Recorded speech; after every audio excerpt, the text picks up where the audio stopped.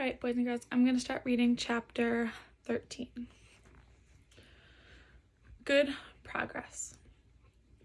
Far into the night, while the other creatures slept, Charlotte worked on her web. First, she ripped out a few of the orb lines near the center. She left the radial lines alone, as they were needed for support. As she worked, her 8 legs were a great help for her. So were her teeth. She loved to weave, and she was an expert at it. When she was finishing ripping things out, her web looked something like this. I'll show you the picture.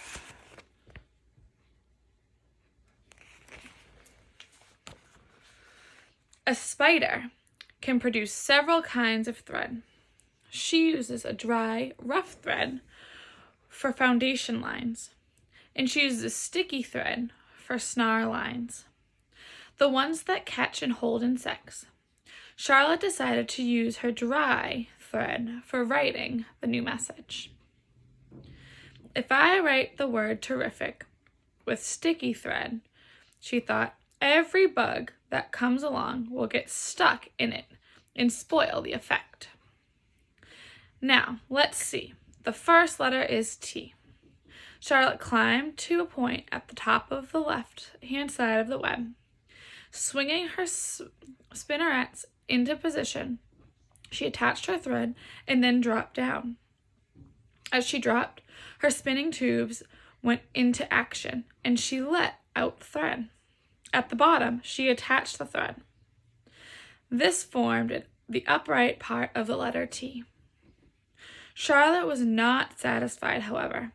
She climbed up and made another attachment right next to the first.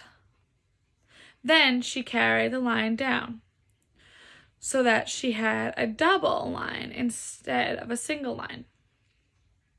It will show up better if I make the whole thing with double lines. She climbed back up, moved over about an inch to the left, touched her spinneret to the web, and then carried a line across to the right, forming the top of the T. She repeated this, making it double. Her 8 legs were very busy helping. Now for the E. Charlotte got so interested in her work, she began to talk to herself, as though to cheer herself on. If you had been sitting quietly in the barn cellar that evening, you would have heard something like this. Now for the R. Up we go, attach, descend, pay out line. Whoa, attach, good. Up you go, repeat, attach, descend, pay out line. Whoa, girl. Steady now, attach, climb, attach, over to the right, pay out line, attach. Now right and down and swing that loop and around. Now into the left. Attach, climb, repeat. Okay, easy. Keep those lines together. Now, then out and down for the legs of the R. Pay out line. Whoa, attach, ascend, repeat. Go, girl. And so, talking to herself, the spider worked at her difficult task. When it was completed, she felt hungry. She ate a small bug that she had been saving. Then she slept. The next morning, Wilbur arose and stood beneath the web. He breathed the morning air into his lungs. Drops of dew catching the sun made the web stand out clearly. When Lurvy arrived with breakfast, there was the handsome pig, and over him, woven neatly in block letters, was the word terrific. Another miracle. Lurvy rushed and called Mr. Zuckerman. Mr. Zuckerman rushed and called Mrs. Zuckerman. Mrs. Zuckerman ran to the phone and called the Arables. The Arables climbed into their truck and hurried over.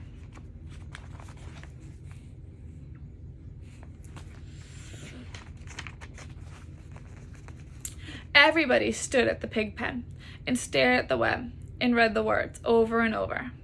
While Wilbur who really felt terrific, stood quietly swelling out his chest and swinging his snout from side to side. "Terrific," breathed Zuckerman in admiration. "Edith, you better phone the reporter on the Weekly Chronicle and tell him what has happened. He will want to know about this. He may want to bring a photographer. There isn't a pig in the whole state that is as terrific as our pig." The news spread. People who would journey to see Wilbur when he was some pig came back again to see him now that he was terrific. That afternoon, when Mr. Zuckerman went to milk the cows and clean out the tie-ups, he was still thinking about the wondrous pig he owned. "Lurvy," he called, "there is to be no more cow manure thrown down into the pig pen. I have a terrific pig. I want the pig to have clean, bright straw every day for his bedding. Understand?" "Yes, sir," said Lurvy. "Furthermore," said Mr. Zuckerman, "I want you to start building a crate for Wilbur. I have decided to take the pig to the county fair on September 6th. Make a crate large and paint it with green gold letters." "What will the letters say?" asked Lurvy. "They should say, 'Zuckerman's Famous Pig.'" Lurvy picked up a pitchfork and walked away to get some clean straw. Having such an important pig was going to mean plenty of extra work. He could see that. Below the apple orchard, at the end of a path, was the dump where Mr. Zuckerman threw all sorts of trash and stuff that nobody wanted anymore. Here in a small clearing hidden by young alders and wild raspberry bushes was an astonishing pile of old bottles and empty tin cans and dirty rags and bits of metal and broken bottles and broken hinges, broken springs and dead batteries and last month's magazines and old discarded dish mop and tattered overalls and rusty spikes and leaky pails and forgotten stoppers and useless junk of all kinds, including a wrong-sized crate from a broken ice cream freezer. Templeton knew the dump and liked it. There were good hiding places there. Excellent cover for a rat. And there was usually a tin can with food still clinging to the inside. Templeton was down there now, rummaging around. When he returned to the barn, he carried in his mouth an advertisement he had torn from a crumpled magazine. "How's this?" he asked, showing the ad to Charlotte. "It says, 'Crunchy, crunchy' would be a good word to write in your web." "Just the wrong idea," replied Charlotte. "Couldn't be worse. We don't want Zuckerman to think Wilbur is crunchy. He might start thinking about crisp, crunchy bacon and tasting ham. That would put ideas in his head. We must advertise Wilbur's noble qualities, not his tastiness. Go get another word, please, Templeton." The rat looked disgusted, but he sneaked away to the dump and was back in a while with a strip of cotton cloth. "How's this?" he asked. "It's a label off an old shirt." Charlotte examined the label. It said pre-shrunk. "I'm sorry, Templeton," she said, "but pre-shrunk is out of the question. We want Zuckerman to think Wilbur is nicely filled out, not all shrunk up." "I'll have to ask you to try again." "What do you think I am, a messenger boy?" grumbled the rat. "I'm not going to spend all my day chasing down to the dump after advertising material." "Just once more, please," said Charlotte. "I'll tell you what I'll do," said Templeton. "I know there's a package of soap flakes in the wash shed. It has writing on it. I'll bring you a piece of the package." He climbed the rope that hung on the wall and disappeared through a hole in the ceiling. When he came back, he had a strip of blue and white cardboard in his teeth. "There," he said triumphantly. "How's that?" Charlotte read the letters. "With new radiant action." "What does it mean?" asked Charlotte, who had never used any soap flakes in her life. "How should I know?" said Templeton. "You asked for words and I brought them. I suppose the next thing you'll want me to do is fetch us a dictionary." Together they studied the soap ad. With new radiant action, repeated Charlotte slowly. Wilbur, she called. Wilbur, who was asleep in the straw, jumped up. Run around, commanded Charlotte. I want to see you in action, to see if you are radiant. Wilbur raced to the end of the yard. Now back again, faster, said Charlotte. Wilbur galloped back. His skin shone, his tail had a fine, tight curl in it. Jump in the air, cried Charlotte. Wilbur jumped as high as she could. Keep your knees straight and touch the ground with your ears, said Charlotte. Wilbur obeyed. Do a back flip with a half twist in it, cried Charlotte. Wilbur went over backward, writhing and twisting as he went. Okay, Wilbur, said Charlotte. You can go back to sleep. Okay, Templeton. The soap ad will do, I guess. I'm not sure Wilbur's action is exactly radiant, but it's interesting.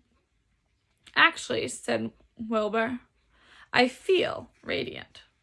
Do you? Said Charlotte, looking at him with affection. Well, you're a good little pig, and radiant you shall be. I'm in this thing pretty deep now. I might as well go the limit.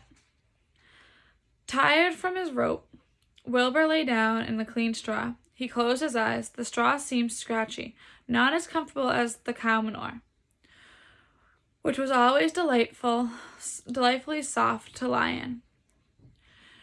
She had pushed the straw to one side and stretched out in the manure.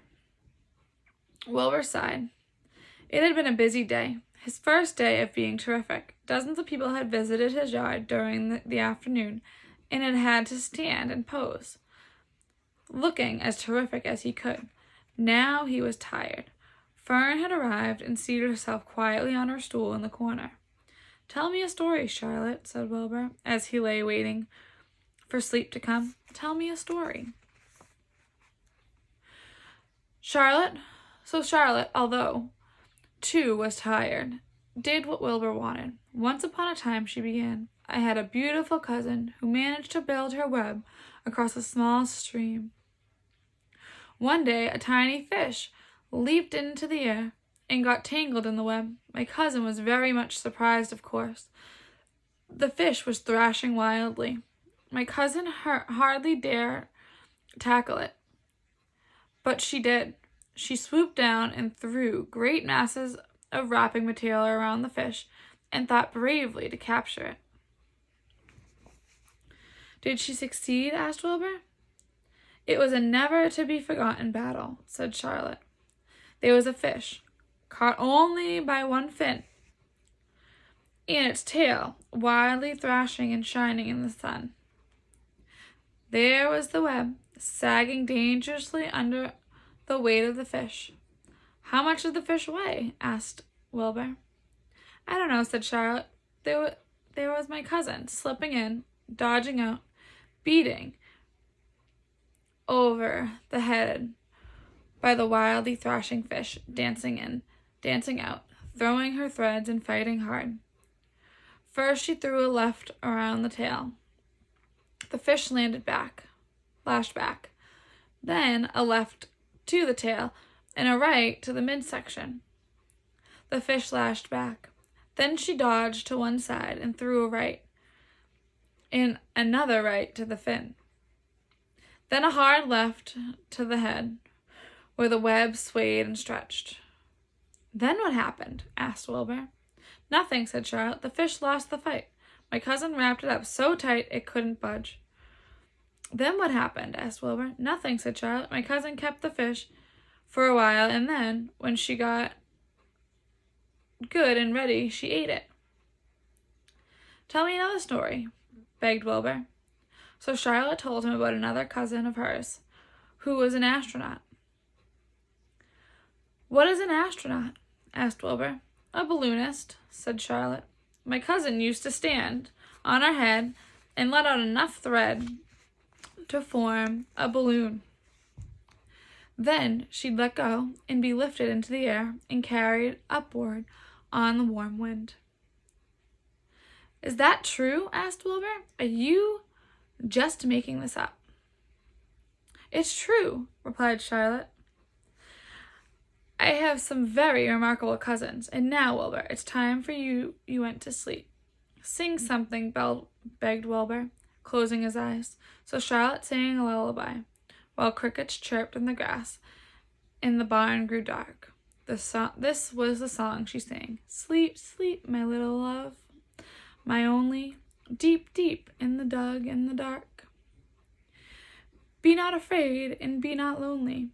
This is the hour when frogs and thrushes praise the world from the woods and the rushes. Rest for care, my one and only, deep in the dug and the dark." But Wilbur was already asleep. When the song ended, Fern got up and went home. I hope you enjoyed that chapter.